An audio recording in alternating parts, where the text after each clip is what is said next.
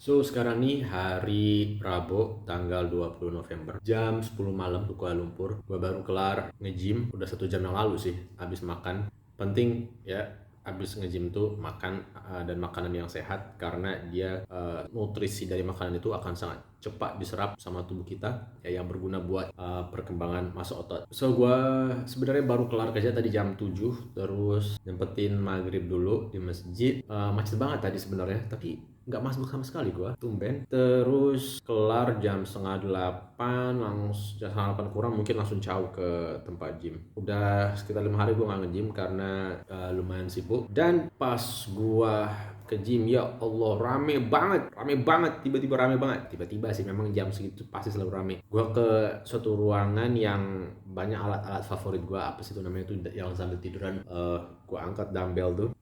Itu ruangan terpisah yang sebenarnya agak sempit dan berisikan belasan laki-laki. Gila, suasananya tuh lebih parah daripada lu masuk ruangan yang asap tuh pada ngebul di atas. Gua nggak bisa bayangin tuh baunya kayak gimana, pengapnya kayak gimana, banyak keringat. Aduh, alhasil gua mencoba alat-alat gym yang jarang banget, bahkan nggak pernah gua pakai, dan orang-orang yang nge-gym di situ pun juga nggak pakai itu alat. Mungkin karena nggak terlalu berguna, tapi ya oke lah, not very bad. It's giving you a new experience, new senses. Dan kalau lu nggak terbiasa memakai alat gym, itu challenge-nya luar biasa berat. Padahal lu udah sering nge-gym ya, tapi karena lu pakai alat yang sama berkali-kali, otot lu tuh dia jadi terbiasa ya. Otot itu dia punya sifat kayak karet, oke, fleksibel. Artinya kalau lu mencoba beban yang sangat berat dan awal-awal lu nggak bisa nih, tapi lu latihan terus dengan alat tersebut secara berulang, lama-lama lu jadi akan bisa. Tapi ketika lu diberikan alat yang lain yang mungkin bebannya lebih rendah, oke, lu nggak akan bisa untuk akan beban itu, alat itu, karena lu nggak terbiasa dengan alat itu. Otot lu nggak terbiasa untuk salah satu bagian spesifik otot lu nggak otot lu nggak terbiasa untuk mengangkat beban atau alat gym yang baru itu. Gua ngomong apa sih? Artinya ini udah 1 bulan lebih. Awal-awal kan gua itu tanggal 17 atau 16 Oktober, gua lupa, permulaan atau starting point gua mendeklarasikan diri nggak mau PMO sekali. Dan alhamdulillah betul-betul nggak gue lakuin sama sekali. Kalau lu penasaran bagaimana gue bisa berhasil melewati itu semua, lu bisa nonton video gue sebelum-sebelumnya, because in this particular videos I am going to mention a bit of topic tentang masalah asmara gue. Hahaha. Jadi kan gue udah kasih tahu di video sebelumnya kalau gue berhasil nih melewati 1 bulan, gue mau tembak cewek, dalam artian ngajakin dia taruh. Jadi tuh Senin kemarin tanggal berapa sih? Lupa gue, 18 November apa. Jadi tepat tuh udah lebih dari 1 bulan. Gue mau memberanikan diri ngajakin dia untuk kenalan lah. Masalahnya adalah dia nggak kenal gue dan kita nggak pernah ngobrol sama sekali, tapi kita satu kantor. Jadi pas Senin kemarin gue tuh sebenarnya males ke kantor, super males.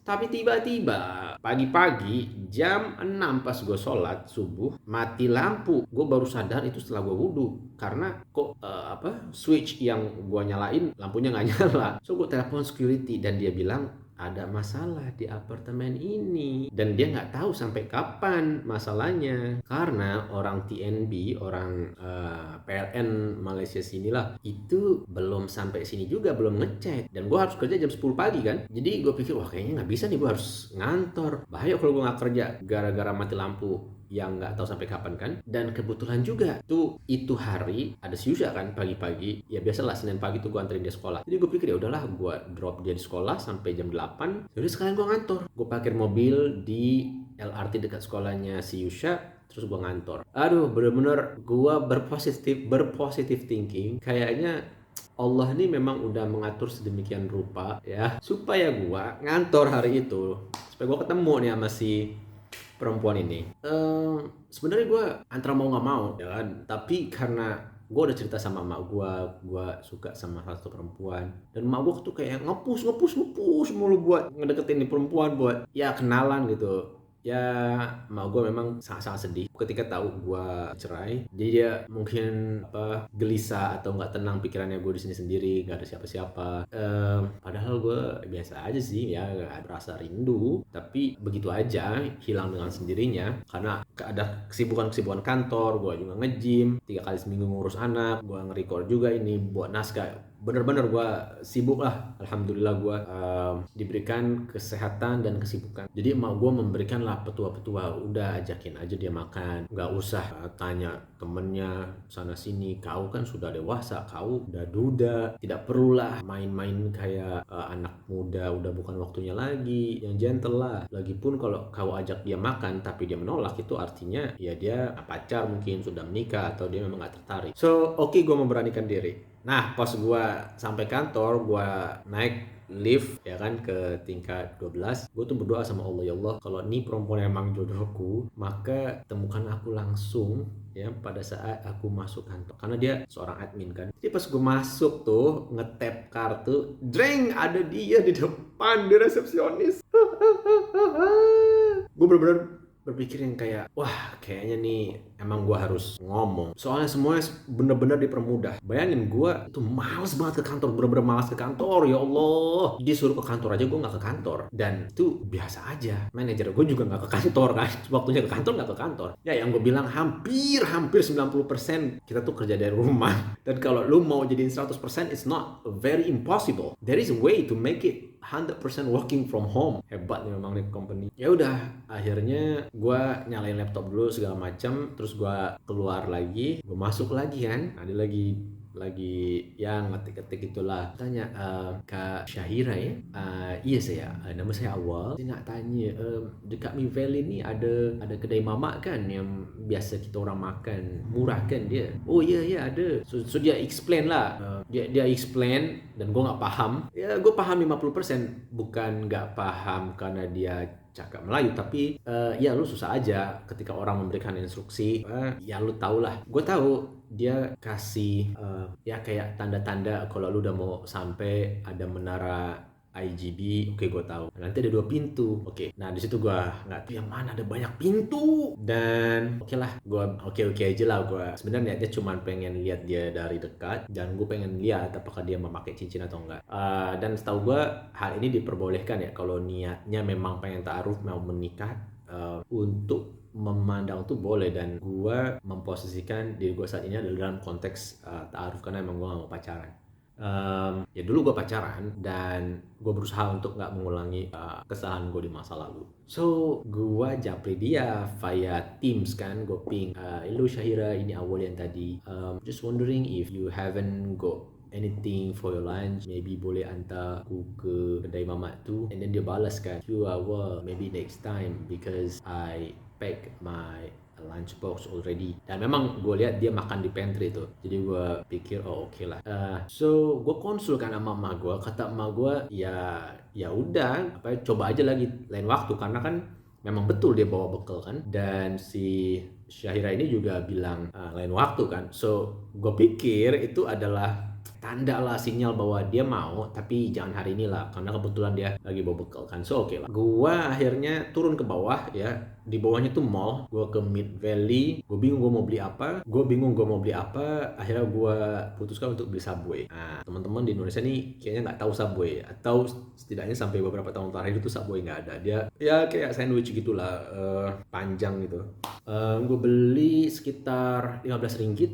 Enak banget men, asli dagingnya empuk banget. Nah pada saat gue makan itu, karena itu enak, gue pikir alangkah bahagianya kalau ada orang lain makan makanan yang sama yang gue makan. Gue pikir kayaknya akan menyenangkan buat si perempuan ini kalau dia bisa menikmati sandwich ini. Tapi gue nggak pengen gue beli ini pure niatnya itu untuk cari perhatian. Buat gue itu kayak hal yang sangat remeh, yang return of investmentnya tuh sangat-sangat cetek. Gue pengen gue beliin ini ya karena gue pengen bahagiain seseorang, dan semoga gue dapet pahala yang luar biasa banyak. Jadi ya udah gue belilah. Tapi gue ingat ada lagi satu admin kan, gue belilah 2, satu daging satu ayam, karena salah satu adminnya ini keturunan India, biasanya dia nggak makan daging kan. Oke, gue bungkus, gue sampai ke atas. Pas gue udah sampai, biasa karena dia admin, dia pasti lagi duduk di depan, ada tamu ya kan, jadi gue nggak bisa ngasih rotinya ke dia, sandwichnya ke dia, gue kasih ke admin yang satunya. Bilang lah, ini yang ada tanda X nih, dia ayam lah, in case Kak Devi tak boleh makan daging. So dia bilang oke, terima kasih. So gue balik ke workstation gue, ya kerja seperti biasa. And then si crush gue nih, gebetan gue nih, dia ngejapri lah, dibilang terima kasih, hope you have a good lunch. Oh oke. Terus dia bilang ini sandwichnya udah hampir mau habis. Oh ya, gue ketawa. Terus basa-basi, habis itu gue nggak balas lagi. Terus gue ya kayak basa-basi, sebenarnya nggak basa-basi karena gue perlu jawaban ini. Jadi gue tanya, di ujung tuh ada pintu untuk ke surau, tapi dia terkunci. I tried to tap with my access card, but it still can't be open. Gimana ya? Siapa yang kontrol tuh ya? Macam mana kita boleh buka ya? Dan dia explain lah, itu yang kontrol tuh building management, tapi admin boleh telepon mereka lah, nanti mereka buka. So gue pikir gue akan minta tolong dia atau admin yang lain nantinya supaya gue gampang ke surau. Karena gila men, nunggu lift itu lama banget. Apalagi kalau lu sholat zuhur di sini kan sekitar jam 1 tuh jam makan siang. Otomatis orang-orang pada turun kan. Gue bisa nunggu 10 menit, 15 menit, padahal cuma dari lantai 12 ke 10 surau. Dan asar, di sini asar setengah 5. Ya kan, itu jam-jam orang juga mau pulang. Jadi pada turun juga. Nunggu lagi gue lama, cuman 2 lantai turun. Dan gue gak punya banyak waktu kan. Memang dikasih waktu buat sholat, tapi cuman ya kayak 15 menit. Dan gue selalu over tuh kalau gue kerja di kantor. So ya good thing lah kalau bisa request. Jadinya gue kalau mau sholat nggak harus buru-buru, dan gue nggak banyak menghabiskan waktu di jalan. Oke, so long story short, hari ini gue ngajakin dia lagi buat makan bareng. Tapi karena gue takut akan ditolak, dan hari ini juga gue ada interview buat jadi team manager. Sebenarnya team manager yang statusnya acting sih, cuman apa ya, kayak intern. Gila, intern tapi setahun men. Tapi ya udahlah, gue tetap apply. Alhamdulillah lancar semuanya. Tadi 1 jam lewat dikit. Terus gue di interviewnya sama orang lokal Malaysia, tapi dia base di Shanghai. Terus setelah gue interview, barulah gue memberanikan diri untuk ngejapri dia, ngajakin dia makan kan. Sebenarnya gue agak khawatir, agak worried juga lah, apakah yang gue lakuin ini sesuai dengan ajaran Islam atau enggak. Jadi gue baca-baca lagi tuh apa itu hilwat, sorry gue lupa. Jadi definisinya adalah berdua-duaan di tempat sepi yang sangat memancing lu untuk melakukan zina. So gue pikir oke, kalau gue ajakin dia makan ya di tempat yang di mall yang rame, dan gue juga akan ngajak anak gue, si Yusha, sekarang umurnya 5 tahun, nggak akan lama lah. Gue pikir cuma 1 jam kan, cuman ngobrol-ngobrol, kayaknya nggak hawat amat lah. Masih bisa dianggap proses ta'aruf. Gue nggak tahu lah, correct me if I'm wrong ya. Karena lagi-lagi itu unsur khalwatnya itu hampir nggak ada. Pertama, itu di tempat keramaian. Kedua, ada orang ketiga, gue mau bawa anak. Dan net gue, kalau pada pertemuan itu berjalan lancar, komunikasi kita oke, kita match, gue mau nemuin bapaknya. So jadi gue ping dia, hello, I'm wondering if you have plan this weekend. There's a good restaurant di sini lah, I belanja you. Let me know, okay, if you are interested, so I can make a reservation. Okay. Dan itu gue ping setelah gue selesai interview kan, jam 5, okay? Dan dia pulang jam 6. Dia balas jam 6. Dia balas tapi langsung offline. Jadi lu tau lah artinya apa kan?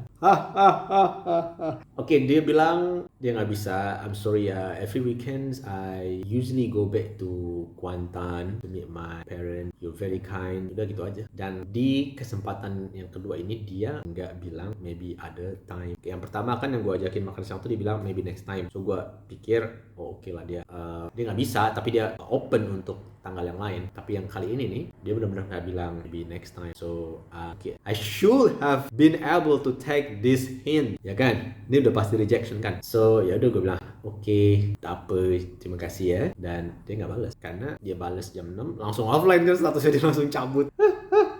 Aduh, ya mungkin dalam 1 jam tuh dia mikir-mikir atau merangkai kata. So intinya adalah gue nggak akan lanjutin proses ta'aruf ini. Buat gue itu udah cukup ya, memberanikan diri gue untuk meniatkan. Gue ngomong apa sih? ya untuk berencana menikah lah dalam waktu dekat. Jadi gue pikir itu ikhtiarnya udah cukup. Sekarang gue mesti move on, ya cari yang lain. Sebenarnya gue ya patah hati sih, dan patah hati adalah trigger yang paling bagus buat nge-gym. So tadi gue di tempat gym, bener gue bisa angkat beban yang sebelumnya nggak bisa gue angkat, man. Gue sangat-sangat strong. Tadi tuh dumbbell yang gue tiduran nih, yang apa sih itu namanya, 20 men, kiri 20 kanan 20. Ya itu intinya adalah gue super produktif di gym hari ini karena patah hati. Tapi gue ingatkan diri gue lagi, kalau kita laki-laki ya, kita nggak bisa larut dalam kesedihan, larut ikut apa kata emosi hati kita terlalu lama, terlalu mendalam. Karena kita sebagai laki-laki ada seseorang yang harus kita provide, lindungi. Di belakang gue ada orang tua gue, yang ada anak gue. Gue nggak bisa, kita sebagai laki-laki nggak bisa terus sedih, egois, murung diri at the expense of nggak jadi produktif, nggak bisa nyari duit, nggak bisa menghasilin duit lagi, karena artinya kita akan mengorbankan orang-orang yang kita sayang, orang-orang yang sayang juga sama kita. Jadi boleh sedih, tapi nggak boleh lama-lama. Lu sedih nih, lu rilis semua emosi lu, and then move on. Move on, man. That's life. You move on from one episode to the other episode. Dan gue juga udah kasih tau sama gue tadi kalau gue cancel rencana taruh gue. Gue bilang cancel, gue nggak bilang dia nolak, karena gue nggak pengen mak gue merasa sedih. Ya jadi gue bohong lah, ya sedikit menghibur hatinya. Jadi itulah gue berpikir kayaknya nggak mungkin kalau gue ikut biro jodoh yang di Indonesia kayak gini nih. CV aja, karena ketika dia lihat gua, karena dia udah baca CV gua, seorang duda yang punya anak 5 tahun, satu anak ya, dan tinggal di luar negeri Malaysia, kayaknya dia akan skip. But that's okay, I will not give up easily. Ya kayak gue apply team manager role lah di kantor nih, gue gagal berkali-kali. I felt sad and I move on. I work on it again. Simple man, laki-laki tuh ya harus punya pandangan yang solutif, karena ada banyak ya rintangan, tantangan di depan, so kita nggak bisa terlalu lama istirahat. So what's my next rewards? Kalau gue, jadi target selanjutnya adalah gue akan berusaha untuk nggak PMO lebih dari 2 bulan ke depan. Salah satu bulan udah gue lewati. Selanjutnya target selanjutnya adalah 2 bulan, dan kalau gue berhasil, gue nggak tahu gue mau apa, itu aja dulu lah.